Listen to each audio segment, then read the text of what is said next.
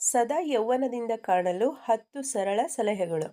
ಮೊದಲನೆಯದು, ಈ ಒತ್ತಡದ ದಿನಗಳಲ್ಲಿ ಮನಸ್ಸನ್ನು ಶಾಂತವಾಗಿಟ್ಟುಕೊಳ್ಳಲು ಸ್ವಲ್ಪ ಸಮಯವನ್ನು ಧ್ಯಾನಕ್ಕೆ ಮೀಸಲಿಡಿ. ಇದರಿಂದ ಇಡೀ ದಿನ ಮನಸ್ಸು ಎಷ್ಟೇ ಒತ್ತಡವಿದ್ದರೂ ಶಾಂತವಾಗಿ ಇರುತ್ತದೆ. 2. ದೇಹದ ತೂಕವನ್ನು ಕಾಪಾಡಿಕೊಳ್ಳಲು ಹಾಗೂ ಲವಲವಿಕೆಯಿಂದ ಇರಲು ಬೆಳಗಿನ ಸಮಯ ನಿಯಮಿತವಾಗಿ ಅರ್ಧ ಗಂಟೆಯಾದರೂ ವ್ಯಾಯಾಮ ಮತ್ತು ಯೋಗ ಮಾಡಿ. 3.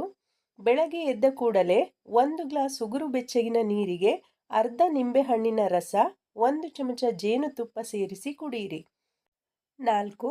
ತಾಜಾ ಹಣ್ಣುಗಳು, ತರಕಾರಿಗಳು, ಮೊಳಕೆ ಕಾಳುಗಳು ಹಾಗೂ ನಾರಿನಂಶ ಇರುವ ಆಹಾರಗಳು, ಸಲಾಡ್ಗಳನ್ನು ಹೆಚ್ಚಾಗಿ ತಿನ್ನಿ.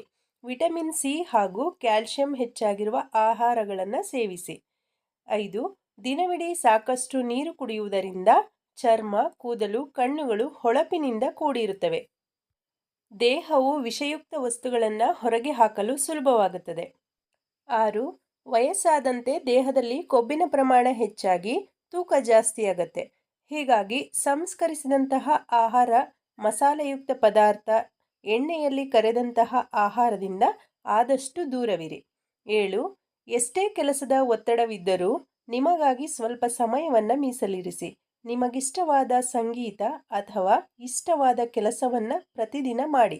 ಇದರಿಂದ ಮನಸ್ಸಿಗೆ ನೆಮ್ಮದಿ, ತೃಪ್ತಿಯ ಭಾವನೆ ಸಿಗುತ್ತೆ. 8. ರಾತ್ರಿ ಸರಿಯಾದ ಸಮಯಕ್ಕೆ ಮಲಗಿ ಬೆಳಗ್ಗೆ ಬೇಗ ಏಳುವುದನ್ನು ಅಭ್ಯಾಸ ಮಾಡಿಕೊಳ್ಳಿ. 7ರಿಂದ 8 ಗಂಟೆಗಳ ಕಾಲ ಚೆನ್ನಾಗಿ ನಿದ್ದೆ ಮಾಡಿ.